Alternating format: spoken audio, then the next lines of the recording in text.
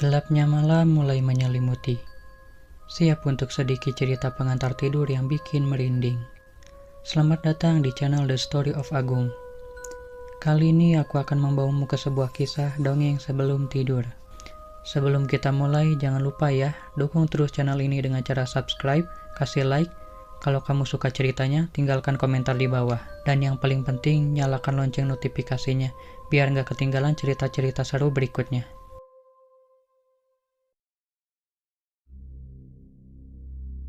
Cerita ini dimulai ketika ada seorang perempuan berusia 17 tahun yang bernama Rani. Dia bersekolah di salah satu sekolah yang ada di ibu kota Jakarta. Rani adalah seorang gadis yang cantik, ramah, ceria, dan juga penuh dengan semangat. Di sekolahnya, Rani selalu mendapatkan nilai terbaik. Bahkan tidak jarang, ia juga selalu mendapatkan ranking 1. Dengan kepintarannya, Rani digadang-gadang bisa masuk ke universitas favorit yang ada di Jakarta. Bahkan teman-temannya juga tak jarang menyontek kepada Rani jika ada ujian. Rani pun tidak mempermasalahkan jika ada yang sering nyontek kepadanya. Bahkan sewaktu-waktu, ada seorang murid perempuan yang mencontek ke Rani, tapi malah nilai dia yang lebih bagus daripada Rani sendiri. Dan Rani pun hanya tersenyum saja menanggapinya. Seperti itulah kehidupan Rani, si anak pintar di sekolah. Tapi seperti pepatah yang mengatakan, di mana ada kebaikan, di situ juga selalu ada yang namanya kejahatan. Dan hal itu jugalah yang dialami Rani. Semua guru dan teman-teman Rani pun tahu kalau Rani ini adalah anak yang pintar. Banyak sekali orang yang ingin berteman dengan Rani. Tapi ada juga orang yang memang jahat kepada Rani. Banyak sekali kejahatan yang dilakukan oleh anak-anak jahat ini untuk mencelakai Rani. Tak jarang Rani selalu dibully juga. Entah ada iri yang dengan kecantikannya ataupun iri dengan kepintarannya. Orang-orang ini adalah para siswi yang tidak suka melihat Rani sukses. Untuk melampiaskan amarah mereka, mereka selalu mengerjai Rani. Contohnya seperti mereka suka mengacak-ngacak isi tas Rani. Tak jarang mereka suka mengambil baju olahraga Rani lalu dibuang di mana saja. Bahkan mereka juga pernah menyimpan sebuah paku ke dalam sepatu Rani saat Rani ingin mengganti untuk berolahraga. Tak jarang perbuatan nakal mereka ini selalu dilaporkan ke guru oleh teman-teman Rani yang baik hati. Tapi memang pada dasarnya mereka memang sudah benci kepada Rani. Mereka pun tetap nakal dan tidak pernah kapok walaupun selalu ditegur oleh guru. Sampailah di mana petaka itu pun terjadi. Pada siang hari itu setelah pulang sekolah, Rani sedang duduk di stasiun menunggu kereta yang akan datang. Karena Rani selalu pulang menggunakan kereta. Rani sedang duduk sendirian sambil membaca buku, menunggu kereta yang belum datang. Tiba-tiba saja dari belakang muncul para siswi yang suka jahat kepada Rani. Mereka berjalan mengendap-endap, pelan-pelan untuk mendekati Rani. Rani tetap fokus membaca bukunya, tanpa mengetahui ada orang yang ada di belakangnya. Secara diam-diam, orang-orang jahat itu menaruh jangkrik di pundak Rani. Rani masih belum sadar dengan kelakuan anak-anak jahat itu. Setelah selesai ditaruh, anak-anak itu pun pergi menjauh bersembunyi. Mereka ingin melihat reaksi Rani, karena mereka tahu betul kalau Rani sangat takut dengan jangkrik. Tak lama berselang, Rani pun menyadari ada sesuatu yang bergerak di bahunya. Saat Rani menoleh, alangkah terkagetnya ia waktu melihat seekor jangkrik yang ada di bahunya. Rani pun ketakutan, ia berusaha menyingkirkan jangkrik yang ada di bajunya. Tapi seolah jangkrik itu sulit dilepaskan, Rani pun tidak sadar berlari sekencang mungkin, sampai akhirnya tubuh Rani pun terjatuh di sebuah rel kereta api. Para siswi yang mengerjai Rani itu tertawa terbahak-bahak saat melihat reaksi Rani yang seperti itu. Dan tidak lama berselang, kereta api pun muncul dengan kecepatan yang sangat tinggi.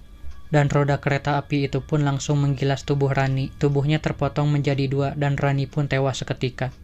Para siswi nakal yang melihat kejadian itu dengan mata kepala mereka sendiri, mereka hanya terdiam dan terbengung saat melihat tubuh Rani yang terlindas oleh kereta itu. Setelah beberapa detik mereka tersadar, mereka pun kaget, teriak, dan syok bukan main saat melihat tubuh Rani yang sudah terbelah menjadi 2. Mereka tidak menyangka kalau kelakuan nakal mereka menyebabkan Rani kehilangan nyawanya.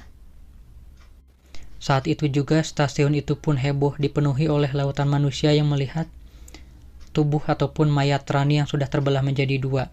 Para polisi pun berdatangan dibantu oleh para warga untuk mengevakuasi mayat Rani. Masinis yang mengendarai kereta itu pun ditahan sementara karena diduga lalai saat mengendarai kereta yang mengakibatkan nyawa seorang siswi sekolah meninggal di tempat. Tapi dugaan itu pun tidak bisa dibuktikan karena itu memang kesalahan dari Rani sendiri, bukan dari si masinis. Si masinis sudah menjalankan semua protokol dengan baik. Akhirnya si masinis itu pun dibebaskan. Tapi bagi kedua orang tua Rani yang mengetahui anaknya meninggal secara mengenaskan, tidak bisa menahan tangis. Mereka menjerit menangis dengan penuh pilu dan juga rasa sakit saat mengetahui anak kesayangannya satu-satunya meninggal dengan cara yang seperti itu.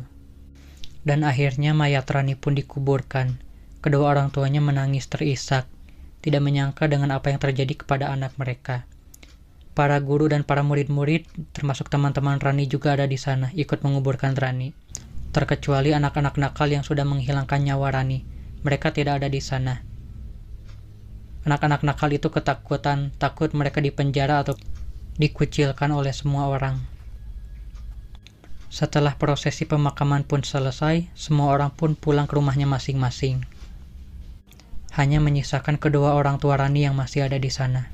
Ibunya memeluk batu nisan Rani dengan sangat sedih, memanggil nama anaknya. Ayahnya yang terpukul pun sedih melihat kondisi istrinya yang seperti itu. Ayah Rani berusaha menenangkan istrinya dan mendoakan Rani supaya tenang di sana. Setelah itu mereka berdua pun pulang ke rumahnya. Ini dimulai di pagi hari. Setelah hari kemarin mayat Rani dikuburkan, hari ini sekolah tetap berjalan seperti biasanya. Walaupun masih ada beberapa teman Rani yang sedih, karena mereka tidak menyangka teman mereka Rani akan pergi dengan cara seperti itu. Teman-teman Rani yang baik hati merasa curiga kalau meninggalnya Rani disebabkan oleh kelakuan para siswi yang nakal kepada Rani.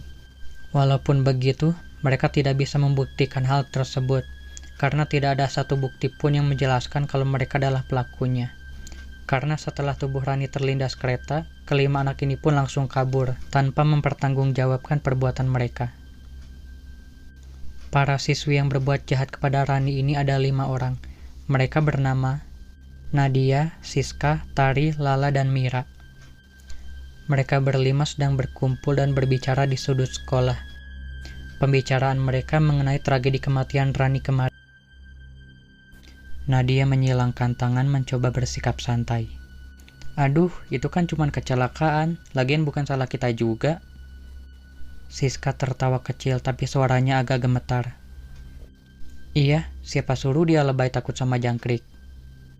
Pembicaraan mereka pun selesai saat bel sekolah berbunyi. Singkat cerita, malam hari pun tiba. Di malam itu, Nadia sedang berjalan santai sendirian. Ia berjalan di trotoar dekat gedung bertingkat. Jalanan itu tampak sepi. Tiba-tiba saja Nadia dipanggil seseorang. Suaranya terdengar seperti suara perempuan. Nadia menoleh ke atas gedung. Ia melihat seorang perempuan berada di pagar balkon lantai 3. Nadia terkejut bukan main saat tahu siapa wanita tersebut. Ya, itu adalah Rani, seorang siswi yang pernah dijahilinya sampai mati. Wajahnya tampak pucat menyeramkan. Matanya tajam menatap ke arah Nadia. Nadia mundur selangkah. Itu nggak mungkin. Rani tersenyum tipis. Aku jatuh karena kalian. Nadia panik. Rani, lu udah mati. Rani menunduk sedikit. Iya, makanya aku datang ke sini untuk menuntut balas. Tiba-tiba saja Rani melompat ke bawah. Saat tubuhnya menyentuh tanah, barulah terlihat kalau tubuhnya hanya setengah badan. Dari perut sampai ke atas kepala. Dan di tangan kanannya Rani memegang sebuah cerulit. Nadia menjerit ketakutan. Ia berlari sekencang mungkin. Tidak disangka Rani pun mengejar Nadia. Ia menggunakan kedua siku tangannya untuk berlari. Nadia yang ketakutan itu terus saja berlari. Sesekali ia menoleh ke belakang, dan alangkah terkagetnya ia waktu melihat Rani dekat dengannya. Rani melompat lalu menyebatkan celurit itu ke arah tubuh Nadia sampai terbelah menjadi dua. Dan Nadia pun tewas seketika. Rani tersenyum puas saat melihat Nadia mati. Keesokan harinya, kabar kematian Nadia pun langsung menyebar ke seluruh sekolah. Keempat teman Nadia yang mengetahui kabar Nadia mati dengan cara seperti itu pun kaget bukan main. Mereka bertanya-tanya siapa yang sudah membunuh Nadia dengan cara yang mengenaskan seperti itu. Akhirnya, malam hari di malam kedua pun tiba. Kala itu Siska baru saja pulang dari rumah temannya. Ia mengendari ojek online. Sesampainya di gang dekat rumahnya, Siska pun turun, lalu membayar ke ojek online tersebut. Siska berjalan menyusuri gang sempit tersebut. Di saat sedang berjalan itu, ia mendengar suara benda-benda jatuh yang ada di belakangnya. Siska berhenti sejenak lalu menoleh ke belakang. Ia melihat barang-barang di sekitaran berjatuhan. Bulu kuduk Siska merinding. Siska merasa sedikit ketakutan, tapi ia berusaha mengabaikan perasaan itu. Ia kembali berjalan. Tapi entah kenapa Siska merasa seperti ada seseorang yang mengikutinya dari belakang. Ia pun menoleh ke belakang dan tidak melihat siapapun. Tapi waktu ia melihat ke bawah, alangkah terkagetnya ia melihat Rani yang hanya memiliki setengah badan saja menatap ke arahnya dengan tajam. Siska yang ketakutan itu pun langsung berlari pergi menjauhi Rani. Ia menabrak semua benda yang ada di sekitarnya. Sampai akhirnya Siska pun terjatuh karena menabrak sebuah benda yang cukup keras. Rani pun berlari dengan kedua siku tangannya menghampiri Siska. Saat berhadap-hadapan, Siska ketakutan. Ia berteriak, "Rani, maafkan aku, tolong jangan bunuh aku." Rani menatapnya dengan tatapan tajam. "Terlambat, Siska. Kamu akan menjadi korbanku yang kedua." Siska langsung kaget tercengang. "Berarti korban pertamamu itu adalah?" "Iya, benar. Itu adalah Nadia." Rani pun membelah tubuh Siska menjadi dua, dan Siska pun mati di tempat. Keesokan harinya, kabar kematian Siska pun menyebar luas ke sekolah. Teman-temannya pada kebingungan dan juga ketakutan. Mereka tidak tahu siapa yang sudah membunuh Siska dan juga Nadia. Bahkan para polisi pun juga bingung dengan pola kematian yang dialami oleh Nadia dan juga Siska. Mereka mengalami pola kematian yang sama persis.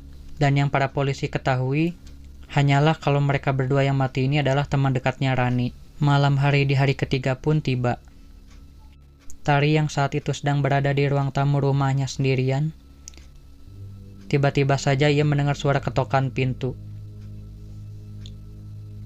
Tari penasaran dan bingung siapa orang yang mengetok pintunya malam-malam. Karena Tari tahu betul kalau orang tuanya akan pulang pada besok hari paginya. Tari pun berjalan mendekati pintu. Ia tidak langsung membuka pintunya, tapi ia mengintip terlebih dahulu di celah jendela. Tari tidak melihat siapapun di luar, tapi suara ketokan pintu itu masih terdengar. Tari yang ketakutan pun berjalan perlahan menuju ke kamarnya dan mengunci pintu kamarnya. Tari tahu betul jika ada yang mengetok pintu tanpa ada orangnya, berarti itu adalah hantu. Tari ketakutan karena Tari berpikir pasti dia akan menjadi korban berikutnya setelah kematian Siska dan juga Nadia. Saat Tari berdiam diri di kamarnya, ia kembali mendengar suara ketukan itu. Tari ketakutan, tapi yang lebih menakutkan, suara ketukan itu terdengar di pintu kamarnya. Tari langsung tahu kalau hantu itu berada di dalam rumahnya sekarang. Beberapa menit lama ditunggu, ternyata suara ketukan itu sudah menghilang. Tari berpikir kalau hantu itu sudah pergi. Tari pun memberanikan diri untuk berjalan melihat keluar. Ia membuka pintu kamarnya. Waktu Tari menengok, ternyata tidak ada apa-apa. Tari merasa sangat lega. Tiba-tiba saja dari belakang, Tari mendengar suara panggilan. Saat Tari menoleh, alangkah terkagetnya ia waktu melihat Rani ada di bawah kakinya. Tari yang ketakutan itu pun langsung berlari. Karena saking panik, Tari pun sampai menabrak TV. Ia pun terjatuh. Rani pun berjalan mendekati Tari. Rani menatapnya dengan tatapan dingin. "Rani, tolong maafkan aku." Rani tidak menjawab. Celurit itu pun langsung diayunkan ke tubuh Tari sampai tubuh Tari pun juga terbelah menjadi dua. Dan Tari pun meninggal di tempat. Keesokan harinya, kabar kematian Tari pun menyebar di sekolah. Lala dan Mira yang mengetahui kabar kematian Tari pun langsung ketakutan. Mereka berdua mulai curiga kalau ini semua adalah perbuatan hantu Rani yang ingin membalaskan dendamnya. Aduh lah, gimana nih? Kayaknya ini semua perbuatan Rani deh. Dia pengen balas dendam ke kita. Teman kita aja udah pada mati semua. Lala merinding ketakutan. Iya bener tuh, kayaknya gue pengen kabur aja deh. Keluar kota, gue gak mau. Singkatnya malam hari pun tiba. Lala ingin pergi kabur keluar kota.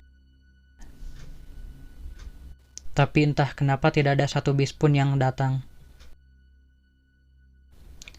Lala mulai was-was, takut kalau... Dan benar saja, hantu Rani pun tiba.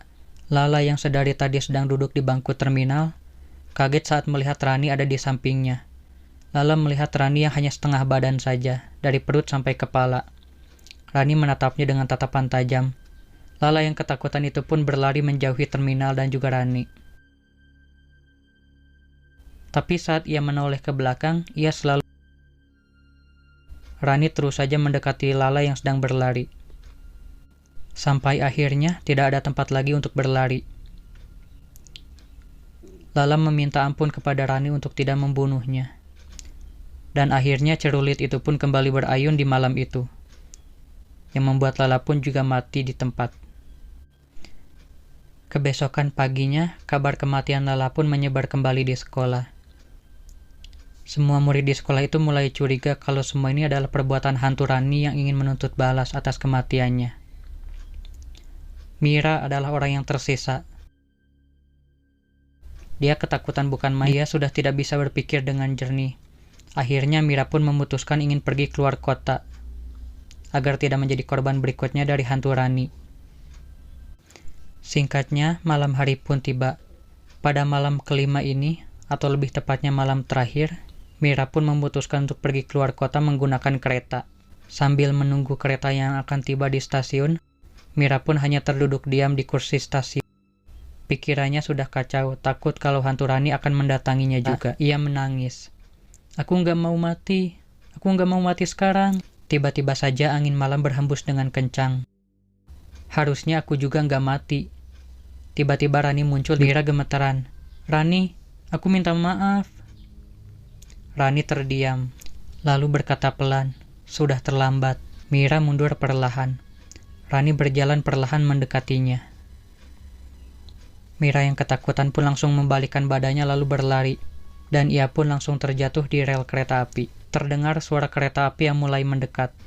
Mira mencoba untuk bangkit, tapi kakinya serasa ditahan oleh sesuatu. Ia menoleh ke belakang, dan melihat Rani yang memegangi kakinya. Kereta pun semakin dekat, dan Mira pun melihat Rani untuk terakhir kalinya. Rani juga melihat Mira dengan tatapan datar, tanpa ekspresi. Dan kereta itu pun melindas tubuh Mira sampai terbelah menjadi dua. Dan Mira pun meninggal sama persis seperti Rani. Dan semenjak saat itu, hantu Rani pun mulai dikenal oleh banyak orang.